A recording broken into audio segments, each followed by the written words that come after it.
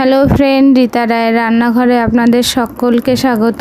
আজকে আমি রান্না করব গাটি কচু আর ইলিশ মাছ। রীতা রায়ের রান্নাঘরে আপনাদের সকলকে স্বাগত। গাটি কচু বা মুখী কচু যে যেটাই বলুন না কেন, সেটাকে আমি কেটে ভালো করে ধুয়ে নিয়েছি। গোটা জিরে, লঙ্কা চিড়ে নিয়েছি, মাছ নিয়েছি। গাটি কচু এরকমই হয়। এটা ছুলে আমি পিস পিস করে কেটে নিয়েছি। কড়াইটা বসিয়ে দেব। কড়াইটা খুব ভালো করে গরম করে আমি এর মধ্যে তেল দিয়ে দেব মাছ ভাজার জন্য।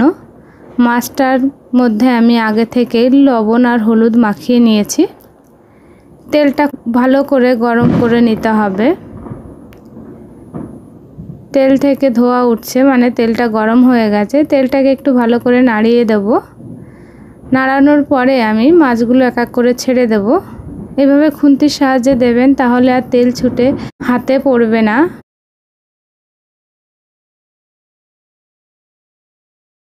মাছটা আমি ভেজে তুলে নিয়েছি। আমি ওই তেলেই রান্না করব। আপনারা যদি এই তেলে রান্না না করতে চান, তাহলে তেল পাল্টিয়ে ফ্রেশ তেল বা ভালো তেল দিয়ে রান্না করবেন। এই যে লবণ আর হলুদ দিয়ে আমি গাটি কচুটাকে খুব ভালো করে ভেজে নেব। ভাজতে ভাজতে আমার সিদ্ধ হয়ে যাবে গাটি কচুটা।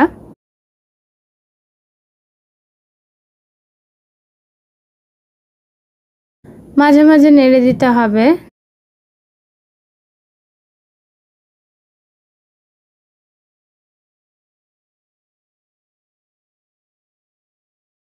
এর মধ্যে আমি কিছু চেরা কাঁচা লঙ্কাও দিয়ে দেব।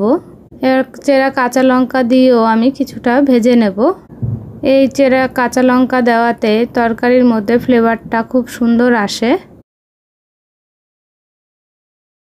ভাজা হয়ে গেছে। এর মধ্যে আমি দিয়ে দেব গরম জল, লবণ দিয়ে দেব, একটু হলুদ দিয়ে দেব। তরকারিটা আমি ঢাকা দিয়ে ফুটতে দেব।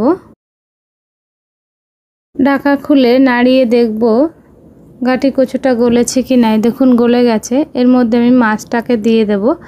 মাছ দেওয়ার পরে আমি ঢেকে দেব, যাতে ইলিশ মাছের গন্ধটা তরকারির মধ্যে ছড়িয়ে যায়। ঢাকা খুলে আবারও নাড়িয়ে দেব। এই যে, আর দুই একটা গাটি কচু আপনারা চাইলে এরকম খুন্তির সাহায্যে সাইডে এনে একটু ঘেটে দিতে পারেন। এই দেখুন ভেঙে যাচ্ছে, তাহলে তরকারির যে ঝোলটা সেটা একটু গাঢ় হয়ে যাবে। এই যে এইভাবে আমি তরকারিটা নামিয়ে নিয়েছি। আবারও কড়াইতে একটু তেল দিয়ে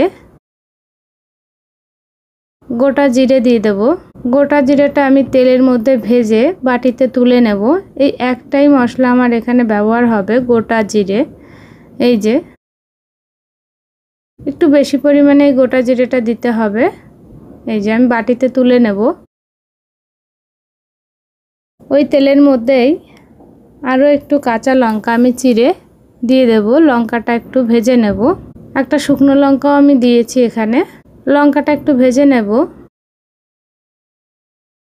যাতে লঙ্কার গন্ধটা খুব ছড়ায়।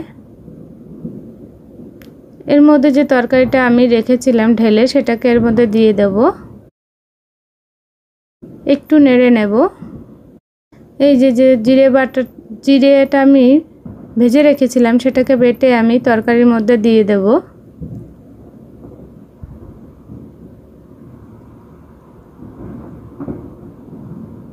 এই তরকারিটা খেতে গরম ভাতের সঙ্গে খুবই ভালো লাগে। তরকারিটা আমার হয়ে গেছে, আমি নামিয়ে নিয়েছি।